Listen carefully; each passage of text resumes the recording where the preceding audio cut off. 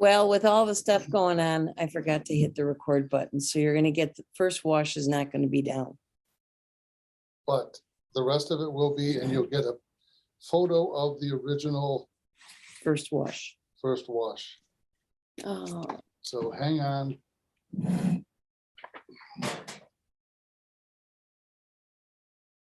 Don't know why.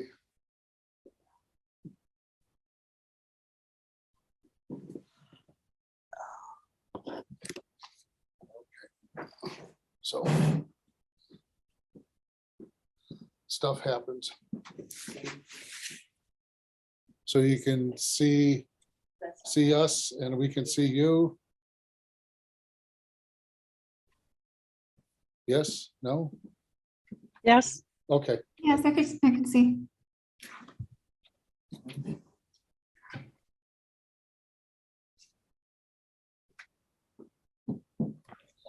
even if you don't get the paint today, Lizette, you can always follow the video. You saw the first wash being done. You know what happened. Unfortunately, we forgot to hit record because of everything going on here. So I think you'll be fine with the rest of the recording. Yeah. I just realized also I have to order some of these paints. So I thought I had them, but I was just looking for that cobalt blue. All right, well, you can watch, take notes and ask all the questions you want. Even while I'm painting, don't feel like you're interrupting me. You're not. and she can email you questions. And you can email me questions and I will answer you back. But when you do the painting between now and the time that you get the recording and all, you can email me the painting and I'll critique it for you, tell you what you need to do, and we'll catch you up that way. Okay? Thank you. Do you live in Chicago or somewhere else? No, in Kentucky. Oh, you're in Kentucky. I love Kentucky. We've been Yeah, through it's Kentucky. nice. We've been through Kentucky a lot. You said you did live near Knox, was it? And Fornox space. Yeah, good. We've been by there twice. Okay, how are you doing, Sydney? Okay, I think. You're making me hungry, dear. Sorry. You want to see? Yes, please. All right, that's fine. The tree in the middle here is got a little bit too blue, but that can be fixed as we're going to put something else on top of it. And Okay, we're going to do a lot more dry brushing to it. okay. So you're fine. So I'm going to go ahead, if you don't mind, and start the second phase. We all good? Okay. All right, here we go. Ready or not? And we are on record at this point.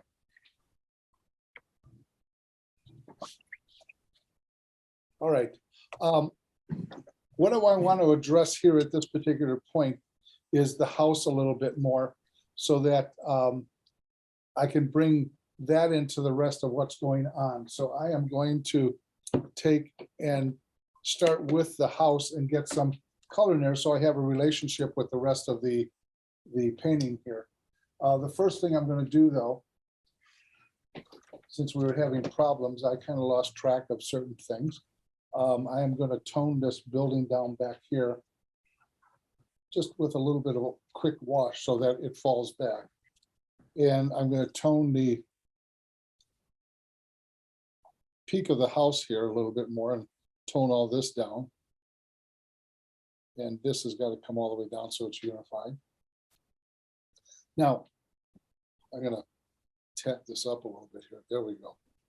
I'm going to start at the back portion of the house here. And I'm going to take a little bit of the burnt sienna and a little bit of the brown madder mixed in with the cobalt blue I had over here. And I'm going to start by toning in this part of the house. I'm going to add a little bit of raw sienna to it at the same time. A little bit more.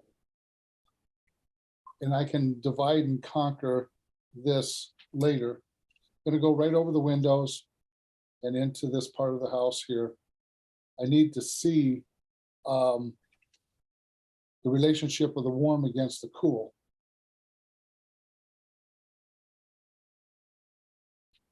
And I am going to bring a little bit of the cobalt, very light wash out in front of it, and allow that to seep up into the house. And then dry it off, and then I'm going to tone this in. This is the shadow part of the house and getting rid of certain values there. Then I'm going to paint around the window over here and allow that to go in. This is going to get darker as I proceed through the painting here. But I need to do a wash or an underwash on this for the simple fact that it's going to be influenced by what I put on top of it later. And then we have the shadow side of the house here.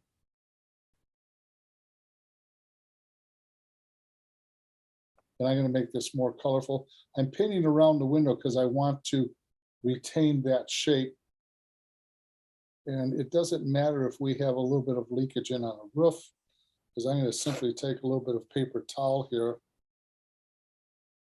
and tap that off to retain that lightness. And down into here like so. So right now, as I've done this, we have a better relationship of what the house is against the snow. Now, I'm going to go back into the background again. I'm going to start off on the right-hand side, and I am going to begin to modify this group of trees back here. I think I'm going to use this brush here. So I'm going to take the sap green with a lot of ultramarine blue and some of the burnt sienna, like so, and a little bit of the cobalt. And I am going to begin by painting up against the building, because I want this to recede back a little bit more. And I'm going to dry brush this in. And when I'm dry brushing this, is that I have a very little amount of fluid on my brush, and I'm allowing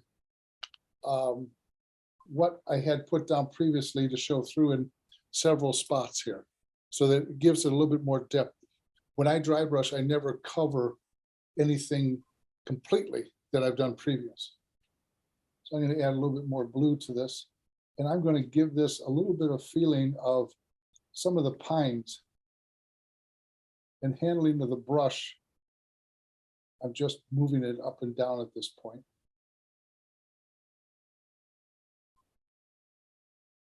You'll find that every watercolorist handles things differently.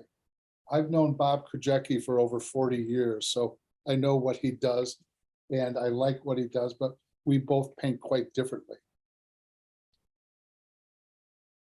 So I'm dry brushing this through here like so.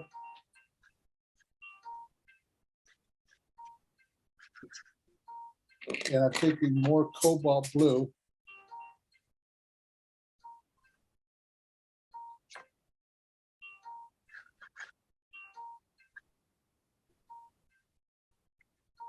Hang on for a minute. That's annoying, whoever's doing that. Taking more cobalt blue, and I'm adding it into the trees that are further back here. And again, I'm going to tap this off on the paper towel, and I want this to be dry brush, but they're going to be a lot cooler.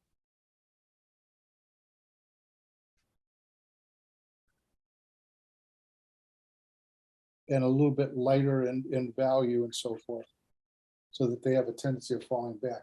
Now, as it comes towards me, I'm going to use even a little bit more cobalt blue with the mixture that I have, and I'm going to put it down in here.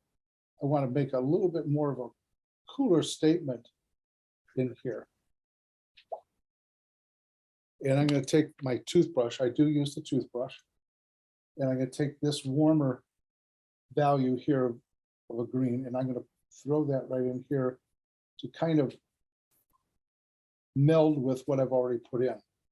So we have a grouping of trees back here, and they can be divided later if necessary. I'm not overly concerned about it. But I do want this part to fall back around the house just a little bit more, so I'm making it a little bit darker. And later on, I will add more interesting value back there. Now, I'm not going to go to this tree here, but I want to go back to these trees back here. These are, I guess, what you'd call hardwoods. And I'm going to use my rigger brush here. And I'm going to take some of the same color, but I'm going to add a little bit more burnt sienna to it to gray it down. I'm going to tap it off here on the paper towel. And I'm going to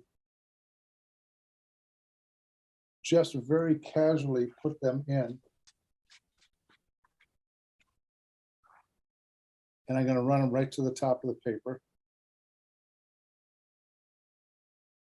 There is a value behind them, but I wanted to put these in first so I can see what they're going to look like. There's going to be a lighter value behind them later on. I'm not concerned about that value at this point.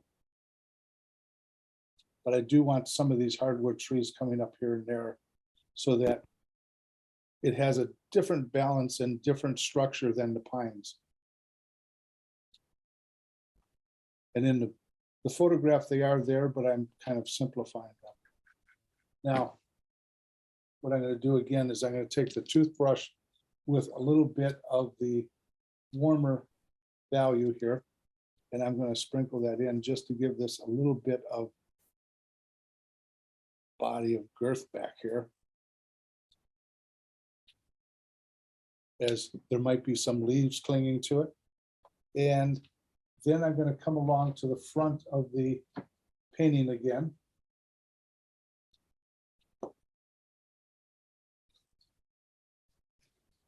And I'm going to embellish the foreground, and then we'll stop at that point so you can carry on. But I will review what we've done here. So I'm going to add a lot more cobalt blue to the foreground with a touch of the green, because I want this to meld with that. So I'm going to come across here like so. It's not going to be a pure blue, and I'm going to spritz this with the water sprayer a little bit more of the green, not too much.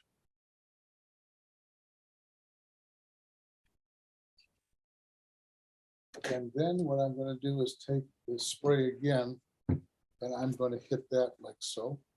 So it softens. Then I'm just going to take a damp brush so that everything still remains soft. I can always go back in and sharpen a few things up here and there where I feel it's needed.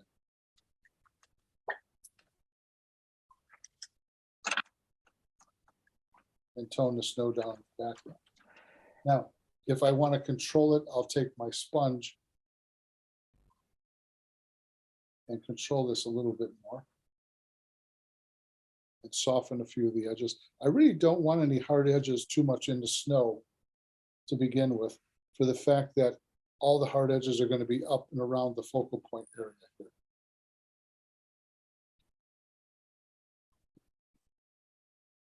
Then I'll take the paper towel and soften some of it. I'm going to go over it again later, but I just want that to be pulling some of that green down a little bit more as I've done.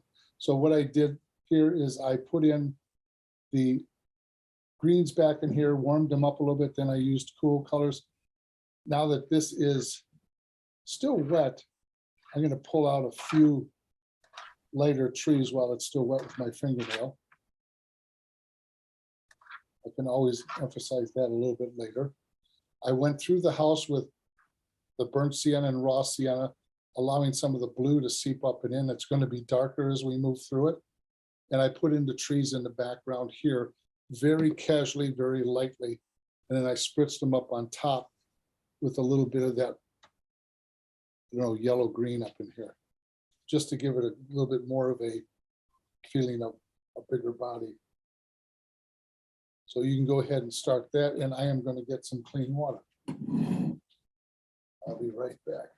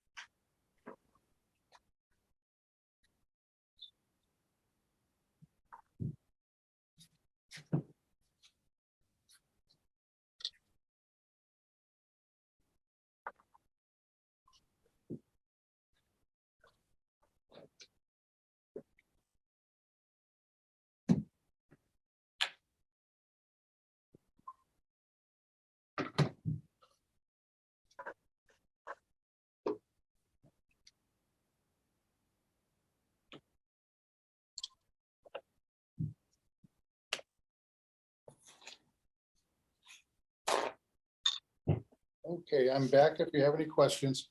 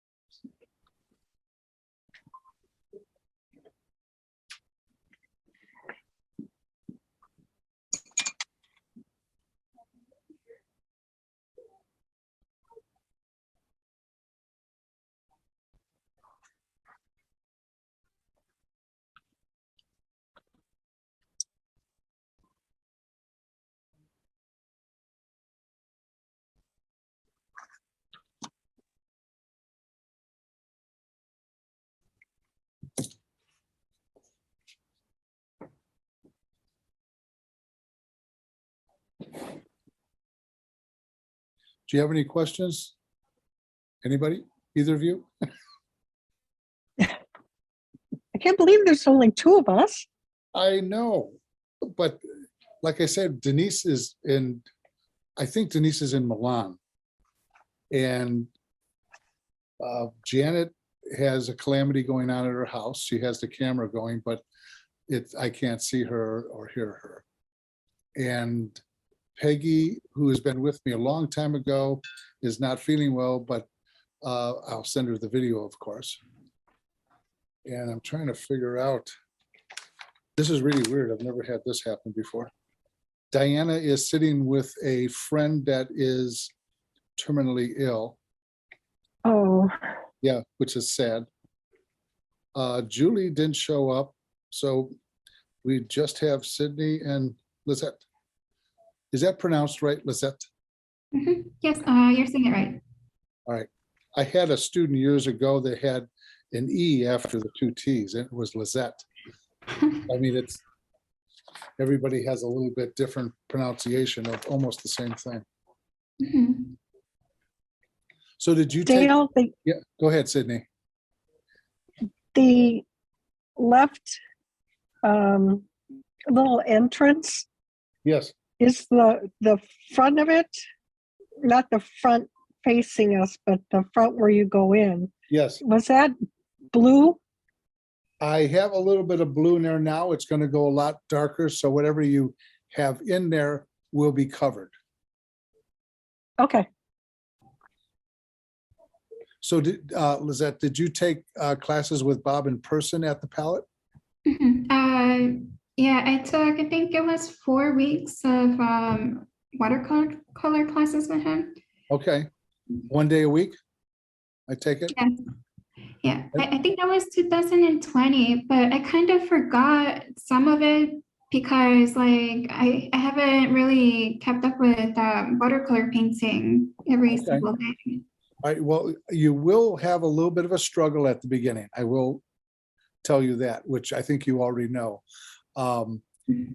Don't feel bad if it doesn't work the first time well. I spent months when I was learning trying to get something that looked right, and I failed almost every time until after about 4 months, I did finally one good painting. Watercolor is very difficult, but yet it's very rewarding once you catch on to it. So it's something that you have to have patience with the media yourself. And there's a learning curve that I cannot teach you how the paint's going to dry. You have to experience that. So you'll find out that the darks will dry lighter and the lights will dry sometimes a little bit darker depending on the pigment. Sometimes they dry lighter. But the procedure is always painting from large areas to small areas, painting from background to foreground, which is repeated until the background is finished. Because I always go back to the background in the second and third phases until that's finished, and then I come forward and start finishing things more in the foreground. And you're painting your values lighter to darker, as opposed to oil paint, you're always painting from dark to light. So it's something that is a bit of a challenge at the beginning, I will admit, but you have to be patient with yourself and accept your mistakes. The one thing that I always tell the students is that if it doesn't come out looking like the photograph, fine. I don't want you to paint the photograph. I want you to paint the painting anyways. So you're not bound by the photograph. You're bound by what you're painting. So it's very important you keep that in mind. And that if you start over, you're not starting over from scratch. You're actually starting over with a little bit of experience of what worked and what did not work. So again, patience with yourself. How's the weather down in Kentucky right now? Because I know you It's guys. kind of rainy, kind of rainy. Okay, we got snow here today again. I know you guys got hit with some storms through there not too long ago. I have my niece lives down in Louisville, Kentucky, Okay. and they had some flooding around them, but they did not get flooded themselves, which was good.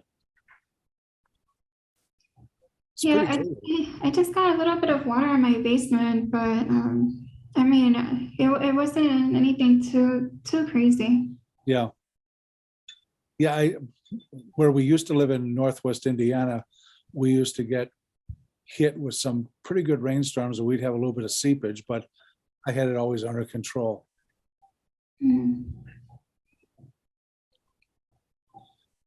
Well, hello, Miss Smith. How are you doing? Well, as you can see, my staff meeting went another extra hour this morning. Well, So what I'm going to do is just going to watch and then go start with your, I thought I'd just join and get set up, but I'm not even yes. prepared. Okay, that's fine. I understand. Life gets in the way of what we really want to do anyways.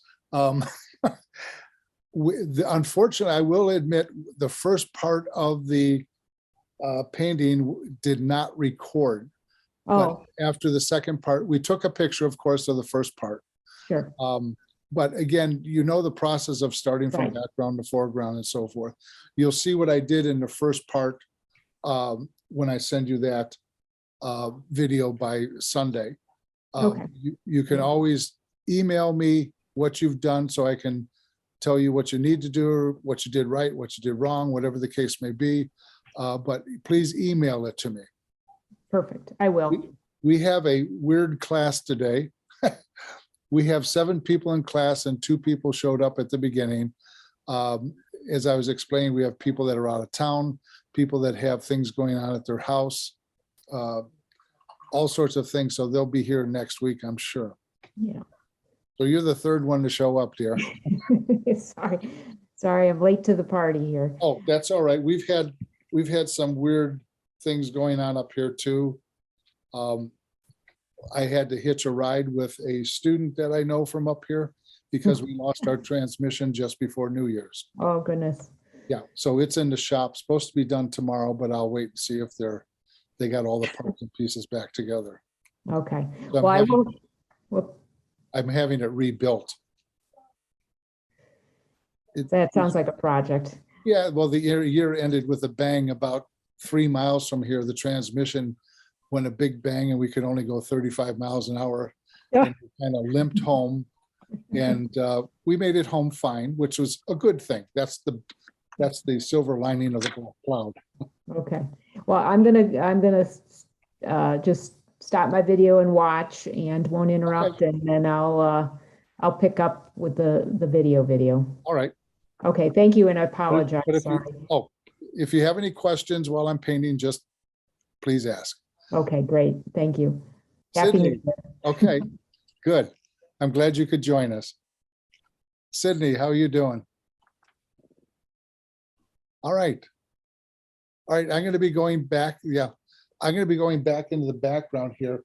I'm going to spray this with a little bit of water back in here, Sydney. And you have closed it up a little bit more than what I did, which is okay. That's nothing wrong with that in this area here. I'm going to pull this up to the camera a little bit more so you can see it. It's a little bit more open in spaces than what you Okay. have, I believe. When dry brushing, try to show a little bit more of what's underneath it to a certain extent to give it a little bit of depth in field, a little bit more. Okay. All right, I think you're fine. You're going along good. So what I'm going to do is I don't think I'm that far off. not at all. No. Well, look at that. Can you see that? Hold it more. I'm just seeing you, not the painting. Okay, I see it now. Yeah, you're not that far off. What you need to do is tone the building down back here with very light, very light blue green. Okay. Okay. All right, and I'm going to get back into the background a little bit, and I'm going to come forward into the painting. So I'm going to handle this.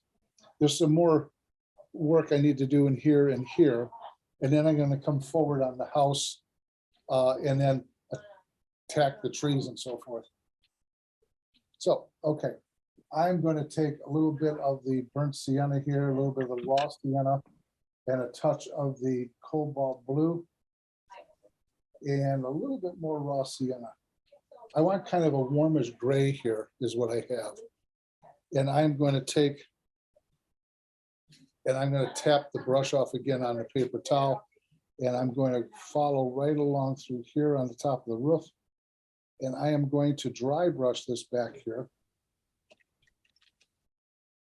like so. And come around the corner of the house.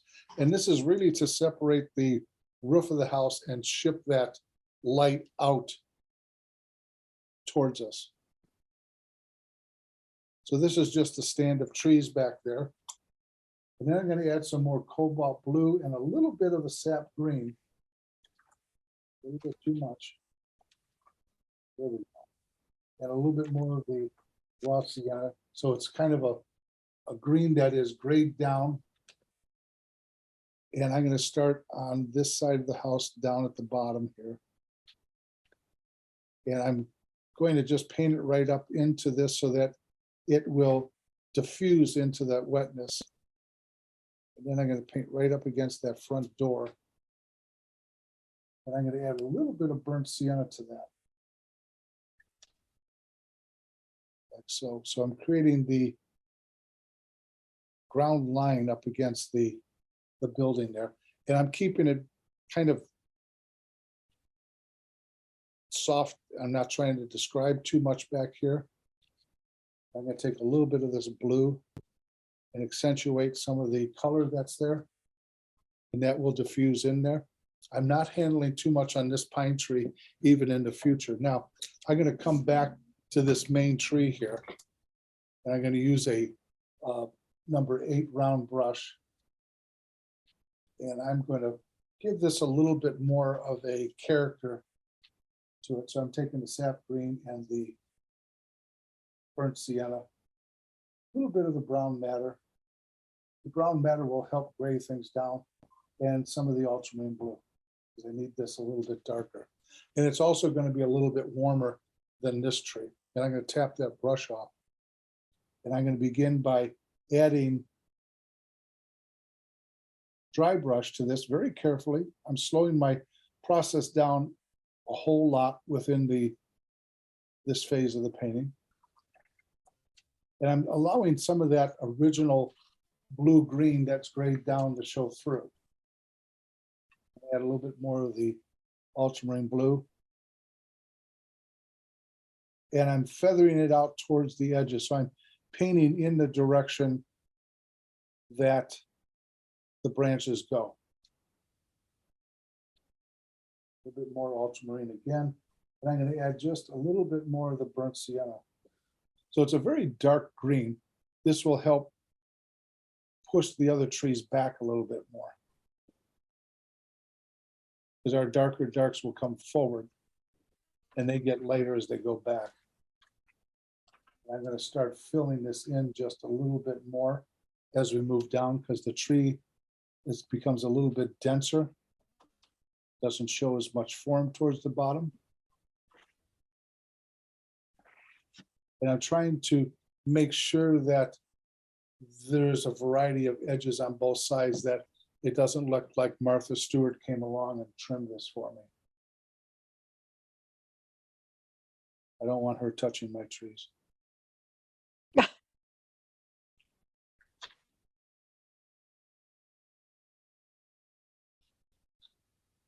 Take a little bit more blue with this. Not that I have anything against Martha, but some things are just too perfect for her, for me. And this will really set the house off when I go back into it.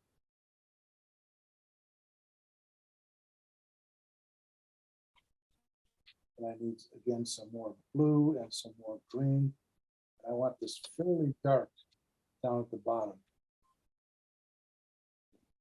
I'm going to tap this off so that not too much of the wetness of the pigment will start flowing things through the house here. And I want to overlap the house a little bit more. I'm looking at the photograph and I'm not at the same time, for the simple fact that I have to change things from what the photograph's telling me anyways. There's no one photograph that's going to be perfect to paint. And I'm going to bring that up over this side of the house, because it's always more important what you leave out than what you put in. Now, at that point, I'm going to take my toothbrush. I'm going to wait for this to dry just a little bit. And I'm going to take just the wetness of this back here. And I'm going to pull up just a little bit of this back here to get a little bit of texture. I'm going to pull this up so you can see what happened in this area here, just to give it a little bit more airiness. Now, while that has been done, I'm going to add some of that texture to the top of this tree with toothbrush and water. And I'm going to sprinkle that. I'm going to leave that there just for a second. And then I'm going to pull in and I'm going to go in and give it a little bit of pickup. You could see how much paint I've picked up. And I know I put a lot of paint on there, but I needed to modify it and give it a little bit of character.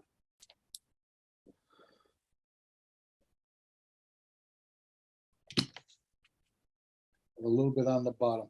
That way it ends up with a little bit of airiness to it and a little bit more character. Now, when I'm looking at certain things, I need to adjust this a little bit more back here that I put in, and I'm going to take, and I'm going to add a little bit more value back here to set the house up. That was a little bit too much, but I'll take that pigment and fan it out a little bit. Then I'll take the paper towel and soften it just a little bit. I just wanted that a little bit darker. Now I'm going to attack the house. And the house needs a lot of pigment adjustment. And I'm going to clear the deck up here so I get some clean color. And I'm going to take the burnt sienna and some of the brown matter. Like so, and a little bit of the cobalt, because we need to grade a slight bit. I'm going to tip this up towards me so I can see it better. And I am going to start painting in the body of the house darker. And I'm going to be very careful in painting around the windows and the door. I got it much darker up in the eaves here at this point.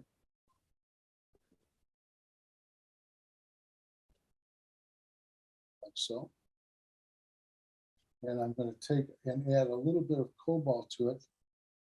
And I'm going to go around the corner where it's in shadow. And I'm going to paint a little bit more shadow up there. So we have a very dark brown on the shadow side of that house. Now I'm going to take that same color and I'm going to come in here and paint this part of the house, being a little bit less dark than it was on the other side. As it comes out into the light, it's going to get lighter. So we start to see a little bit more color variation hitting it. And then I'm going to take the raw sienna, and I don't want, the house has actually got this faux brick on the bottom. I'm just going to take the raw sienna and put that on the bottom and let it meld into the rest of the house. And I'm going to do the same thing back here.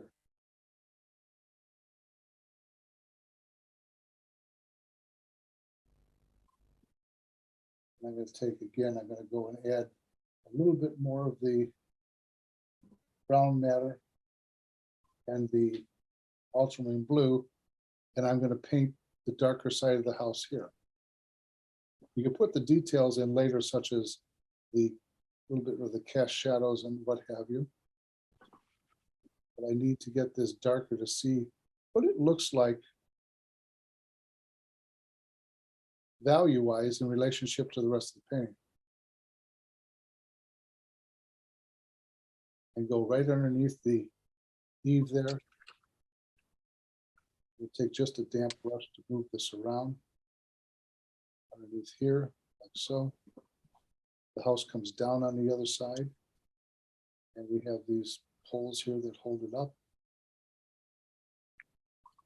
And then some raw sienna with a little bit of that color mixed in. It will gray it down. And I'm just going to go very quickly across the foundation there, which is darker than the other side. So I'm going to take that and I'm going to take a wet brush and just soften it at the bottom so we don't have too much of a sharp edge in the shadow.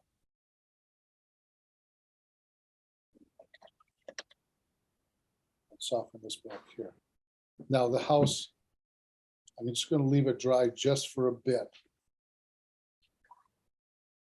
And it's looking very solid at this point. So what I'm going to try to do is I'm going to try to soften it up with a little bit of water. And pull it up with a little bit of a paper towel. I want this to have a little bit of airiness with it. So it's not as solid as it looks in the photograph. Like so. And that will give a little bit of texture and character to it. And the last thing I'm going to handle is this very simple building out back, and it's going to be kind of a bluish gray with a little bit of warmth to it. So I took the cobalt blue, mixed it in with the burnt sienna and the brown madder here. And I'm going to simply paint that across here. A little bit of warmth in the front of it. A little bit cooler on the shadow side. And again, very simple. If you put too much into it, it's going to come forward on you, and that's really what you don't want to happen. And one of the last things I'm doing here is I'm taking the cobalt blue, allow a little bit of that green to come into it. And I want this cast shadow here a little bit more defined. That cast shadow up here. And I have this more in shadow here. Coming down and around. This will bring the painting together a little bit quicker. And I'm going to tone this side of the snow. Even in the photograph, it's not toned down. I don't feel I want it coming forward. So I tone that down. And then I'm going to kind of soften these shadows going out on the roof there, because I don't want them too sharp, and I'm going to add a little bit of an accent there. A little bit too much.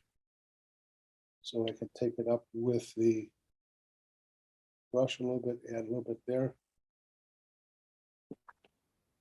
And I'll paper towel it just a little bit, because I don't want it being too intense.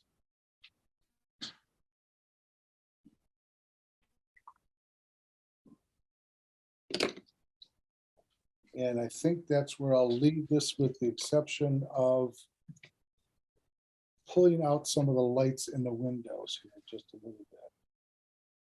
Especially back here, I need to pull the door back out.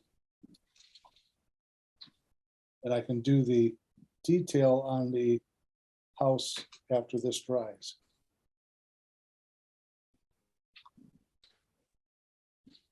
And I want a little bit more light coming right here on the edge, so it falls off into the shadow better. There we go. Okay, so you can start that phase of it.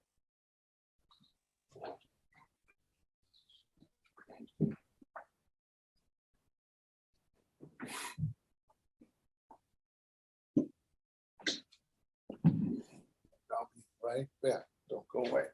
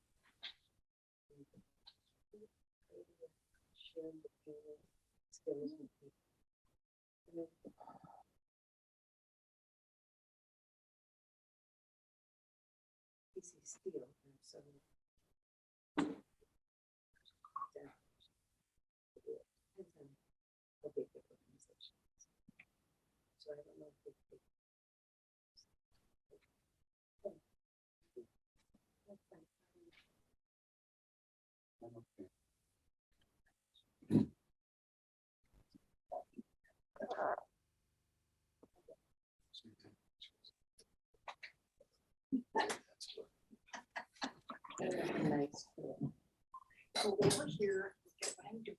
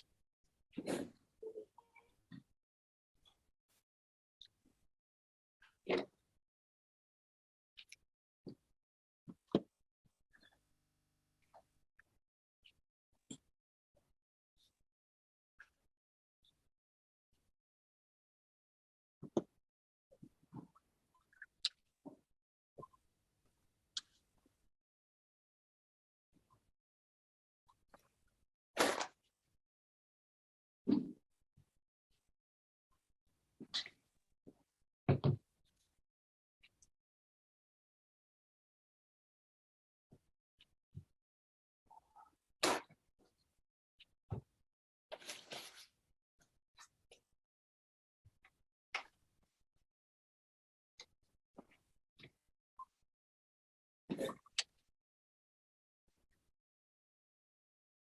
Any questions, Sydney? Nope, just catching up. Okay.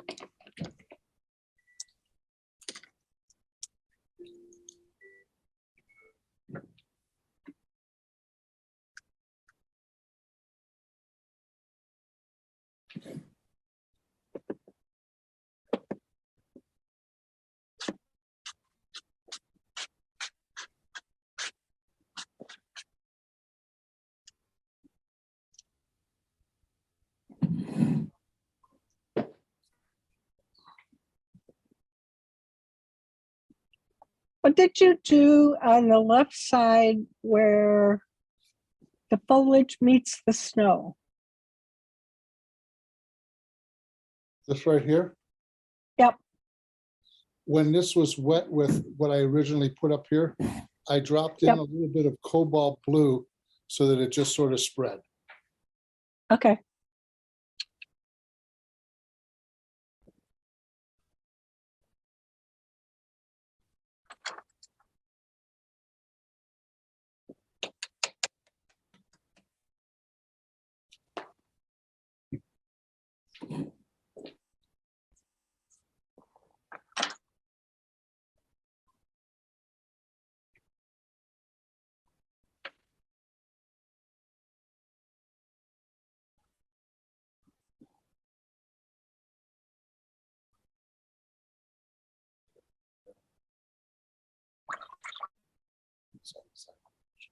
I'm trying to do that.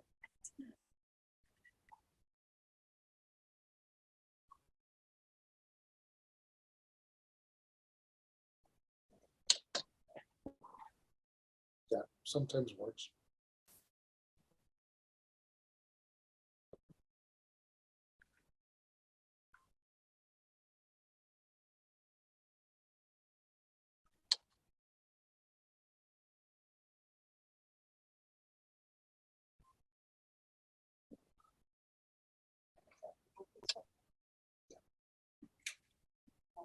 Further down, I'm just kind of filling it in, like We're filling it in and it's gonna look darker. blue darker, blue darker. Blue with the green and a touch of the burnt sienna.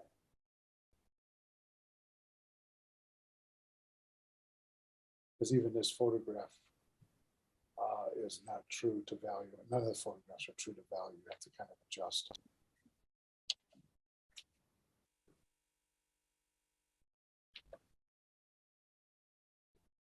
But I've taken out one big tree out of here also. I am going to add another one. We'll see. I'm not doing it right now, but I will eventually do it. Not too big.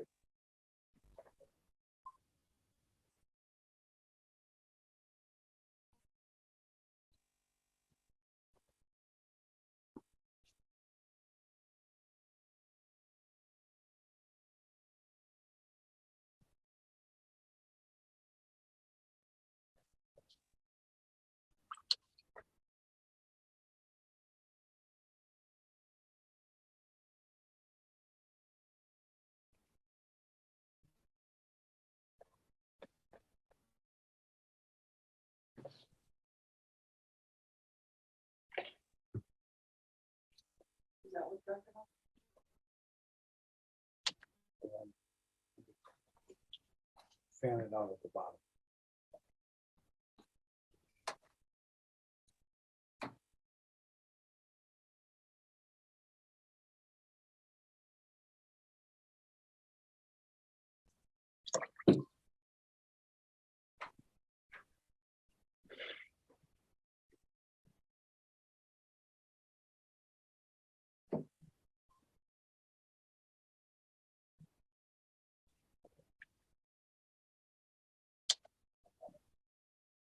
Even more. Come over, come over. Go through.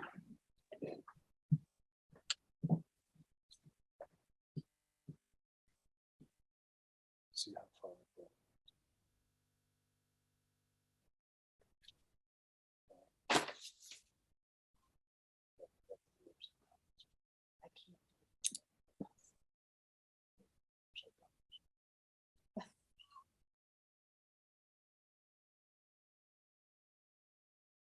Now, is that far enough? Yes. Okay. Yes. Correct.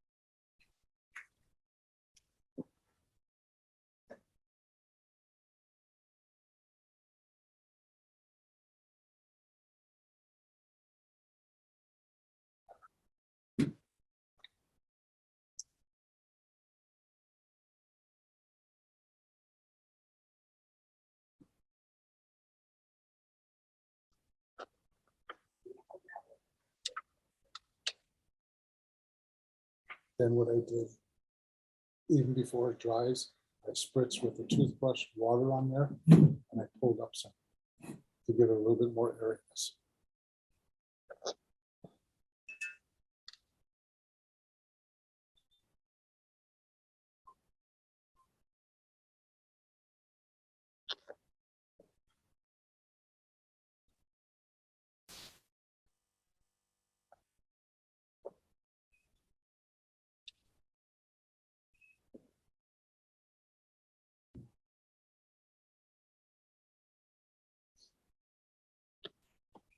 I have a question. And paints, is there like a brand you suggest? Because so I have these, I think it's called what is it? Winston Newton. And I don't think it has that one, the brown. The brown matter, Yeah. the brown matter, the colors, the tubes of paint that I'm using, which doesn't mean you have to buy them, but I'm using Core watercolor. Okay, it's made by Golden Paints, and they don't carry every color. So the brown matter I have by Winsor Newton. Oh, they do. Okay. Okay, and this is a little bit bigger tube of it. Usually Winsor Newton comes in smaller tubes like this. But I I use Core watercolor paints, and it's just something that I prefer to use. I used to use a variety of different name brands such as Winsor Newton. I used Holbein. I used M. Graham all at the same time. But I found that I found this accidentally. I found that the Core watercolor paints are excellent paints. They stay wet a very long time, several days when covered. And what I'm using here, as far as palette goes, I have this palette here that folds up and over and keeps it covered. And it's great for traveling with two on top of it, because nothing leaks out. And plus, I end up with an area to paint with. There's an insert tray that I take out, so I have enough area to mix my colors in. That's made by Fusion. And I always shop 99% of the time through Cheap Joe's. They get the orders out in timely fashion, and they're very good at services and stuff. And their prices are very good. Dick Blick's does not offer the good prices that Cheap Joe's does. Okay. They're out. You can go on Google or whatever, Safari, and find Cheap Joe's, and you can type in Core watercolor or Winsor Newton or whatever you want, Holbein. I buy my paper through them, which is an indigo paper, 300 pound, and there's 3 full sheets. This is a quarter sheet for about $30. Okay. It's about $10 a sheet. It's handmade from India. I cannot recommend Arch's watercolor paper too much anymore, because they changed the formula of what they put on the paper, which is sizing, which allows the pigment to float and go longer, and it doesn't soak into the paper as quickly, because the sizing on and in the paper is very important. It has to be 100% cotton, which Arch's is, but they don't add the sizing on top of the paper. It sucks into the paper, and there's very little you can do with it. You can't lift things, you can't maneuver things as well. So Fabriano makes an excellent paper. The indigo paper here that I'm using is excellent paper. It's a little bit softer, but Fabriano is excellent. But I cannot recommend Arch's paper anymore. I just feel that it fell into the inferior category of watercolor papers. And then when you travel, so I bought watercolor paints and stuff, and I left it in West Virginia, and I got scared to travel with them on the airplane over here. When you put it in the palette like that, they're not going to take it away, right? Like they're not going to throw it TSA. I don't know. I haven't taken an airplane anywhere with these. I've talked to other artists, and they don't have a problem with taking things away from you. Because if you take it with a carry-on, they can inspect it what it is, and I don't think they'll be bothered by it. Okay. But I would check with the airlines before you take my word for it. I haven't flown anywhere with them. Okay. Or you could FedEx it there and pick it up. Yeah, I left it with my friend in West Virginia because I didn't want them to throw my paints away. I don't blame you, because these are very strange times that you cannot fly with this, that, and the other, but yet they give you some of the same stuff on the plane. They don't want you to have liquids, but they give you liquids on the plane. Yeah, I don't understand it. We had a friend of ours in our old neighborhood that was an FBI agent, and when he was flying, he brought a toothpick on that had the olives in his drink from the terminal. They took the toothpicks away from him, like he was going to stab somebody with a toothpick.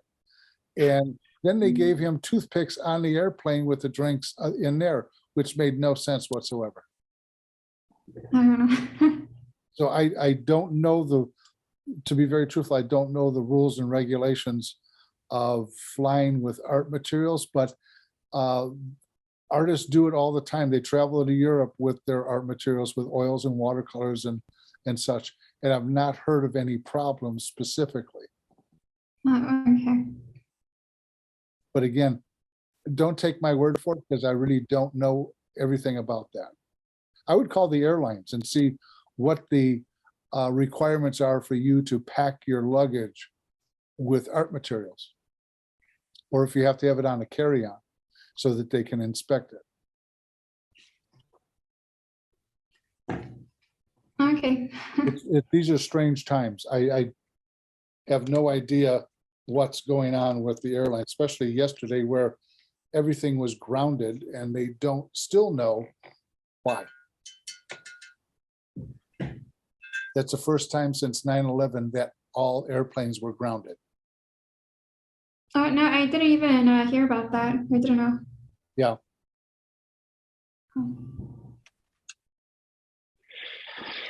Oh. Sydney, how you doing? I don't know. Let me show you. Okay. Well, that's coming out nice. We're going to start working with the doors and the windows to tone them down so they don't look like they're on fire in the middle of the house, but that's good. Okay, Okay. Do you want me to start up again? please. Okay, here we go. All right, I'm going to address this tree off to the left-hand side here because it does need to have some balance from the dark tree here. So I'm going to take the sap green here and I'm going to add some blue to it, the ultramarine blue, and a little bit of the brown matter, which will help gray it because it is a red.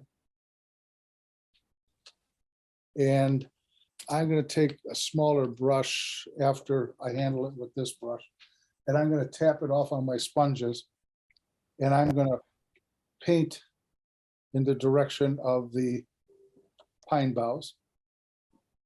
And again, very simply. And I'm going to take the toothbrush with a little bit of water because I don't want it to have something that has too much contrast in it. I want it to be softer so it doesn't take away from the other pine tree. So I'm adding a little bit more of the brown matter to it. And I'm pushing and pulling it to get that upright look of the boughs of the pine, making sure that they are looking irregular, that they don't look, again, like they're trimmed perfectly. I'm going to take a little bit of cobalt blue and I'm going to cool it. And this will help separate the background from the foreground here with this tree.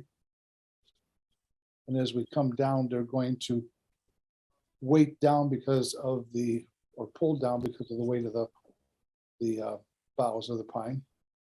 I don't want it to overlap on the house, but I'm going to come pretty clear towards the house, pretty near. And I'm going to add a little bit of the cobalt for accent here and there. I'm going to give this a little bit more description up here. And I'm going to come down into the pine there, into the ground. Now, that helps balance this off just a little bit better. Now I'm going to take a smaller brush and I still feel I need a pine tree here that is darker. There was one I took out that was out front. I'm going to put it in back of the house itself. And I'm going to use a little bit more of the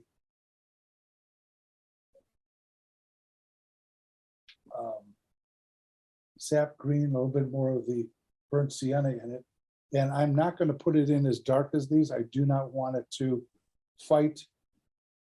And one of the things that we have to understand is how your values dry. Now it's going to look almost as dark as what I put in over here and here, but it's going to dry lighter. And I'm going to pull this up so I can see it a little bit better. It will dry lighter because I know what I need to do to make it dry lighter is not add as much pigment to it. But I'm going to bring this up. Make it quite irregular looking. I'm gonna give it a little bit more darkness down towards the bottom. And it's not gonna stick out that much, as you can see. So you can see right here, it's gonna dry fairly lighter, but I just put a pine tree there to set the house off in front here. Now, I'm gonna go back into the house itself very carefully. And I'm gonna start off with the brown matter in this case. And the ultramarine blue. We're gonna get a kind of a grayed down red violet here, which is what I want. And I'm gonna add the brown, transparent brown oxide or the burnt sienna to it. And I'm gonna be very casual with this. I'm gonna add a lot of water to it, a little bit more blue.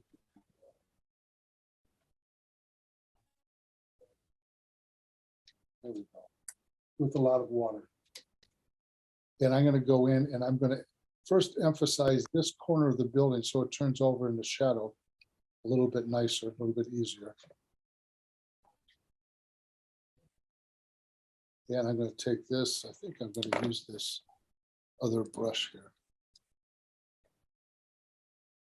A little bit bigger brush. And I want to emphasize some of these darker darks in here and underneath the eaves.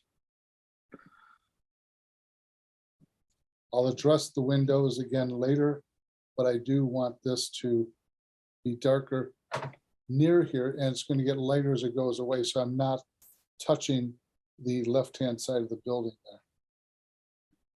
But I need to go underneath that overhang, the entrance, because that's receiving no or little light, and I got to make that darker. And that will also push that out a little bit more. But I'm not going to make it real dark. I'm going to take a little bit of paper towel here. Just pull it up just a slight bit. There we go. And then underneath the eave here. So that that pushes that out just a little bit more. Now, I'm going to come off over by the pine tree where it's in shadow a little bit more. Make that a little bit darker. Go underneath the eave here. Like so, and underneath the eaves up here, because we're catching quite a bit less light. We're not catching the light at all, actually. And I'm going to come back over here underneath the eave.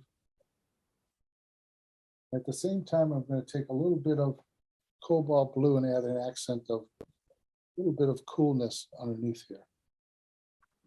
Just a little bit, not too much. And that will help balance off some of the warmth.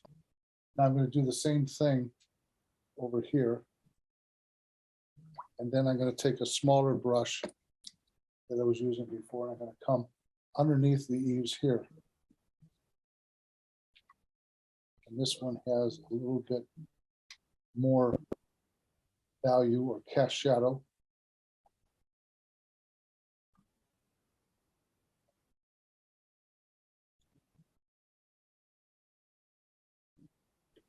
And I'm making it very casual. I'm not trying to make it look too architecturally perfect. I still have to adjust this little side of the house here that I didn't get. There we go. But I still want to give it a little bit of punctuation of intensity on this side. So I'm taking pure burnt sienna here.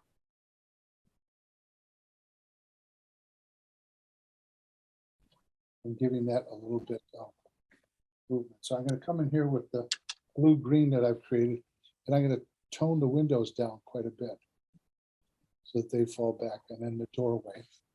I'm not putting a lot of work in on these windows because they're not all that important. I'm going to tone them down just a little bit.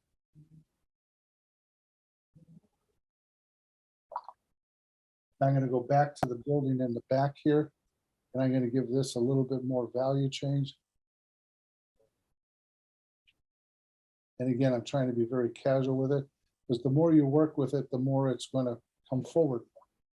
And I don't want it coming forward too fast. And I'm gonna run a few cast shadows across here from the trees that are out here alongside of it, just to give this a little bit more toned down look. I'll add windows in later. I'm gonna run a little bit of a cast shadow across through the front here, like so. And then what I'm gonna do is I'm gonna go in and lift a few things out in the background with my 1-inch oxhair brush. I'm gonna lift out a few light trees here. Not a lot, just to break this up a little bit more back here. I can take a razor blade and do it, but I think that would be too sharp of what's going on back here, just to break that up just a little bit, tone them down. And then I'm gonna clear the decks here to paint a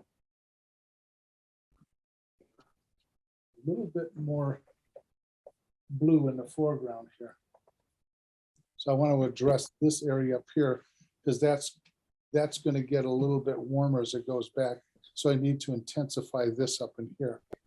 So I'm going to take my larger brush and I'm going to take the cobalt blue with just a touch of the green. Because I don't want this blue to be so powerful and isolated looking. So I'm going to take this and I'm going to go right through here, which will change the whole look again of the painting. And I'll use the toothbrush on this.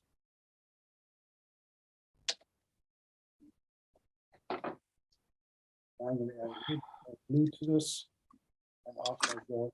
So I have a different variety of blue and blue-green going on.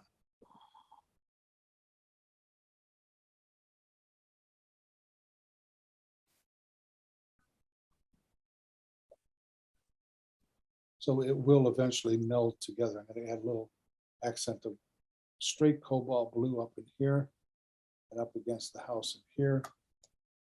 As this goes into a little bit more darkness up in here with the house casting a shadow. And some individual trees coming across through here, cast shadow. And then I'll take a smaller brush and add a little bit more to it, soften it here and there, some branches coming out. And then the toothbrush with just pure cobalt on it. And I'm going to spritz this in here to give this a little bit of character in the snow.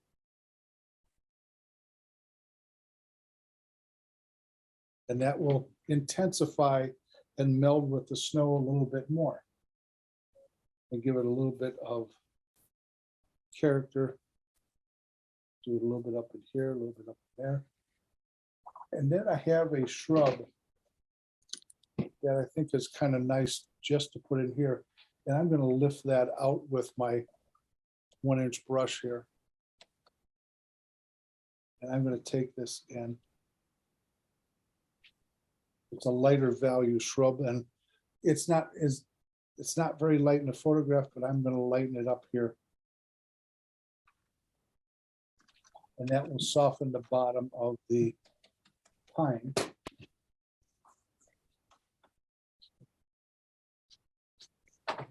Then I'll take the razor blade. Got a little bit more work to do at the windows and a couple of things here and there. But I'm going to take the razor blade and I'm going to do individual branches at this point.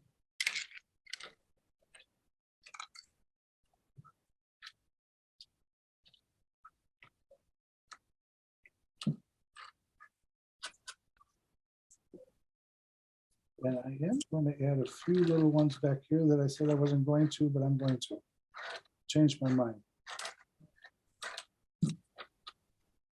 I'm going to add a few over here.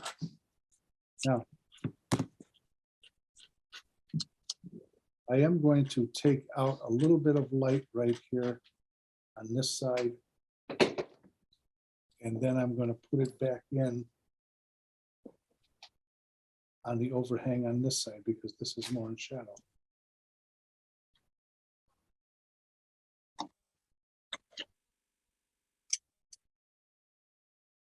And then I'll put a little description in on the windows here, now that we're dry.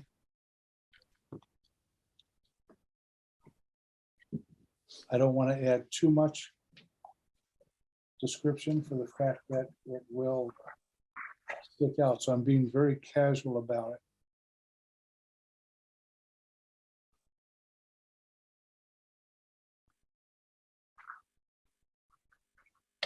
Now in the photograph, these overhangs or the fascia board are actually green. I'm not doing that because it falls out of sequence with several things. So a couple more things and I'll finish mine up and then you can finish yours up. So I am going to add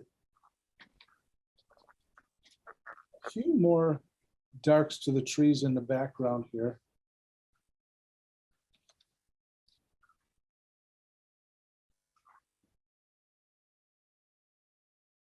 Not too much. And I'm going to go ahead and I'm going to put I have fence posts in here up front. I'm going to go ahead and put those in. And they're all going to be different colors. I got to find out where I did put them. And they're going to be different values.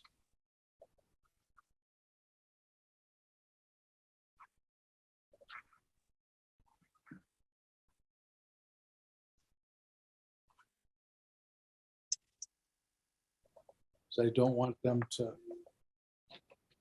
be too prominent. I know they weren't in the photograph, but I'm putting them in. Put some wire between them a little bit here and there. This one needs a little bit more description.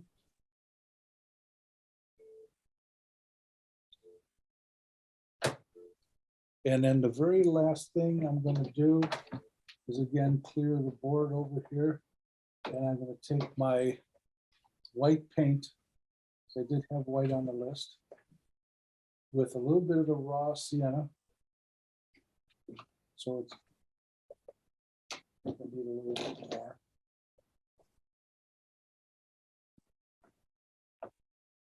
See how much I do need. And we're going to make a little bit of snow happen. It's amazing on how the very clear sky, it still snows up here.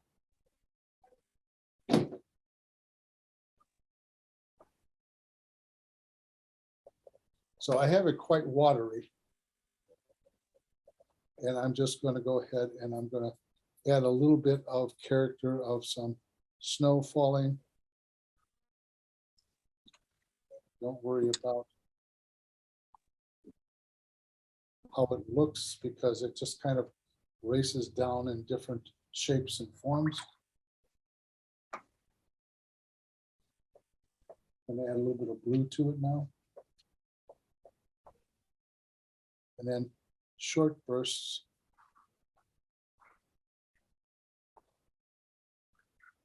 And a little bit drier so I can control it.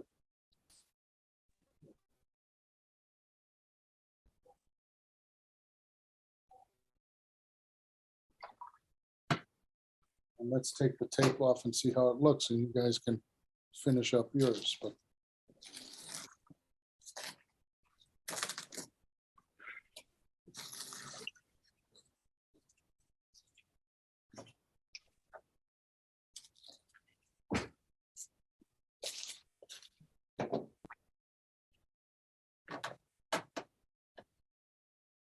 But every time you redo a subject matter that you've done before, it's going to come out different. It never comes out the same. Oops. So that's where we've ended this one. So I'll let you finish up. I'll take a picture of it.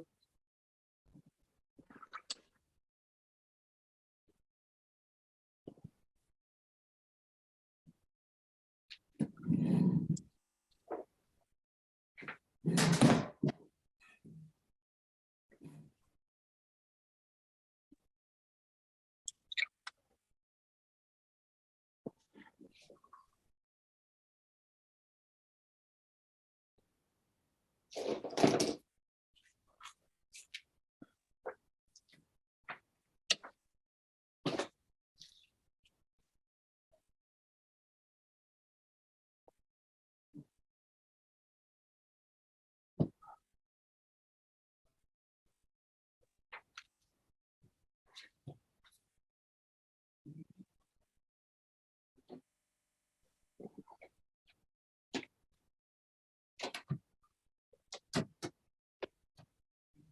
good.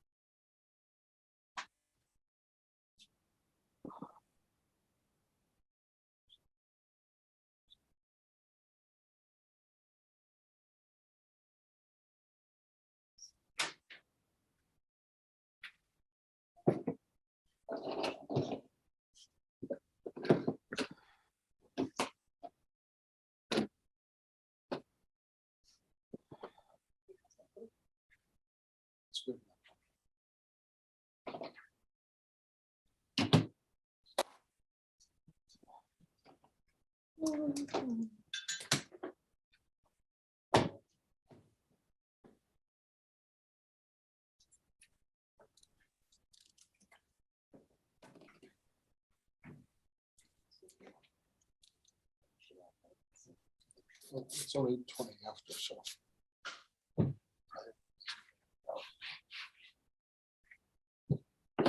He's not answering as many questions today, so he's finishing up soon. Yeah. I'm thinking, I just told them to help, but yeah, I didn't read first. they're not even in there yet, cleaning up or anything, get ready. Another sound over it. I told Jennifer, this is so popular, we should really record it. Put it up on our website and sell it. Yeah. Yeah. I like it. Gail loves it.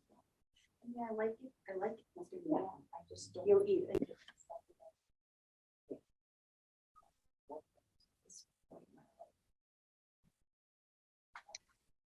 I'm sorry, dear.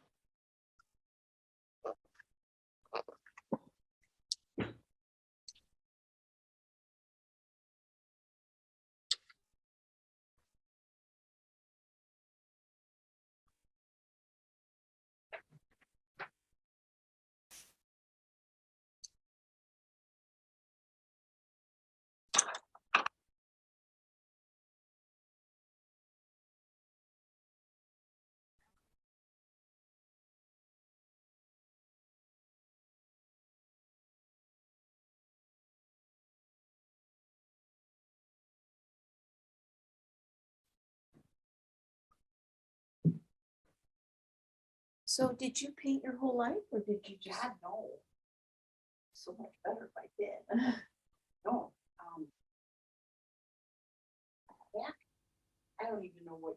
was. This is all when I was still working. My mom gave me a palette and paints for Christmas. And I never did anything.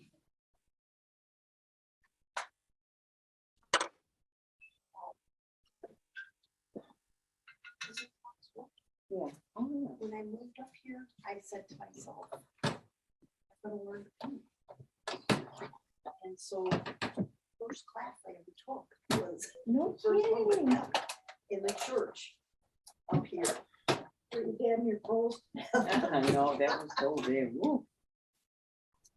And I was very overwhelmed when David said, I don't think I can do this.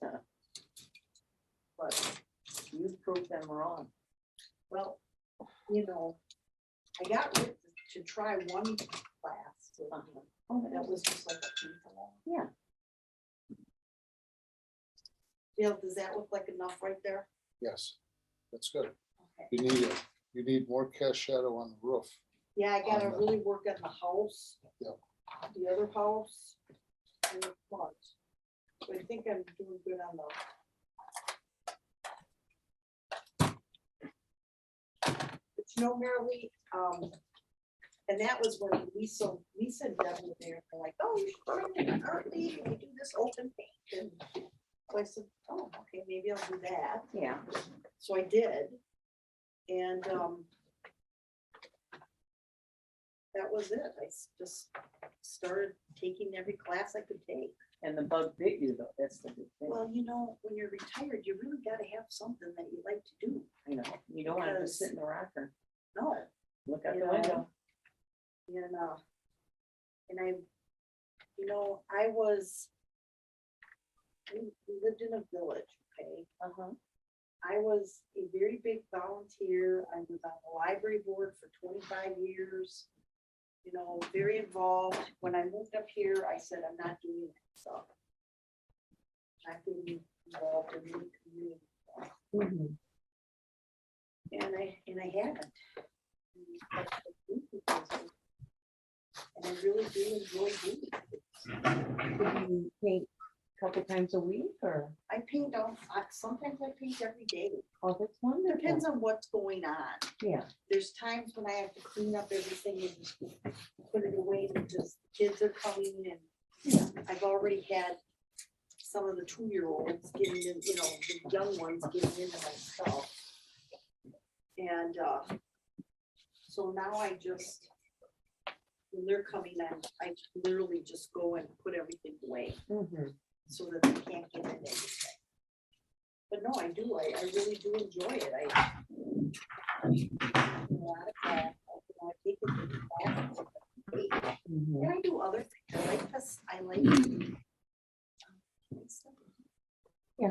Yeah, but I'll edit it out. I like pastels.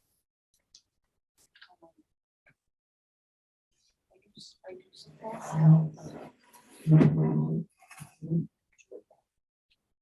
Done, you know, like a everything.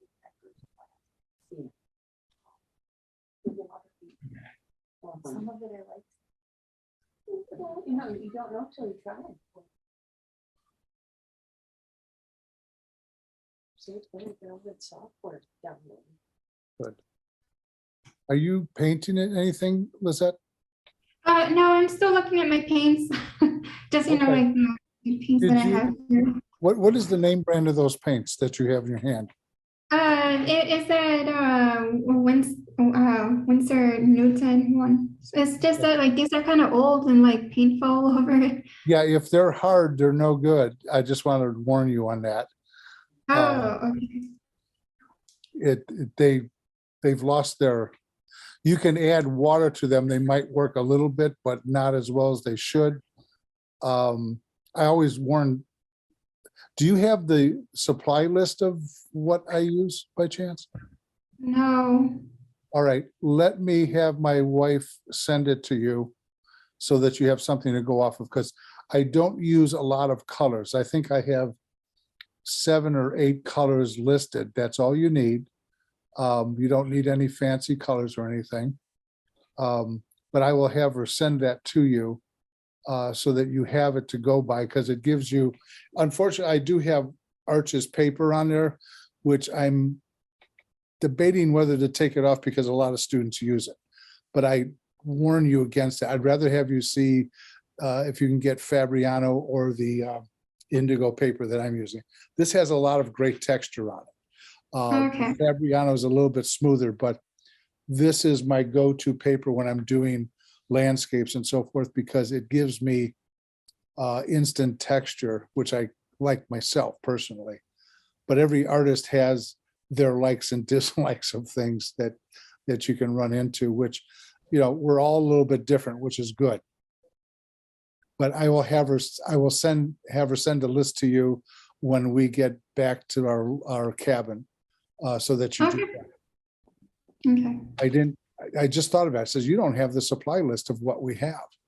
Well, William sent me, I think it's an old packet because it says December 1st, and that's what I was looking at. And then I realized when I was sketching an old one, because then I saw your sketch. I was like, oh, that's not the right one. Well, the colors I have on there are ultramarine blue, cobalt blue, manganese or cerulean blue, one or the other, burnt sienna. I do have on the core paint, I use a transparent oxide brown, which is a little bit more intense, but it's not that much of a difference. Then I have sap green. I have, what else color do I have? I have cobalt violet, the brown matter, and then I also have the white gouache from Winsor Newton that I use occasionally to show students how to work opaque or translucent. I think that's all. Oh, and cadmium yellow medium and raw sienna. I go over those again if you want to write them down. But I'll have her send a list to Oh, you. no, I'll just wait for the list. That way I could just order it.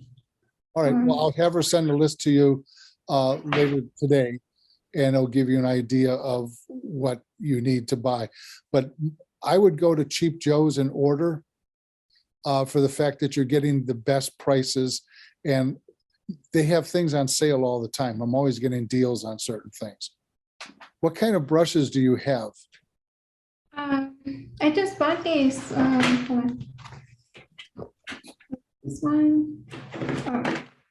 And it has size 2, size 4, size 8, and size 12 round, and size 30 jumbo round. Okay. Are they, is it synthetic hair or real hair? Wow, that's a big one. It looks like synthetic. I mean, I usually use real hair brushes for my preference because they load better and hold more water and pigment. But what you have there is fine for what you're doing right now. Okay. Yeah, unless you can take them back and get different brushes, but I wouldn't worry about it right now. Okay. But I'll have my wife send you the supply list this afternoon. All right. Okay. Well, I will see you next week. Yes. Okay. All right, well, you have a good weekend, and don't get drowned out with the rain down there. Thank you. You're welcome. All right. Bye. All right. Bye-bye. Sydney, how are you doing? Oh, that's coming out nice. Hold it up a little bit more to your left. There we go. A little bit higher so I can see the foreground. All right. That came out pretty good. I like your pine trees that are off to the right-hand side. Those turned out nice. I got some nice depth there. Yep. Very good. Your cast shadow on the house could be a little bit more defined, just a little bit. Okay, minor thing. And then you can work on the windows and doors just a tad more. I have a lot of cobalt blue grade down in the windows to pick up the Okay. snow. Okay. I just found out we have to be out of here a little bit earlier because they have a sourdough bread making class coming up here. well, leave me logged in for that one. Yeah, really. Yeah, That's my favorite bread. it's a popular one. Thank you. You're welcome. Thanks for coming back again. Next I week, saw it. next week, we're going to have a very powerful, colorful landscape. And then we're going in, and I forgot what we're going to do next. I think it's a European scene the third week.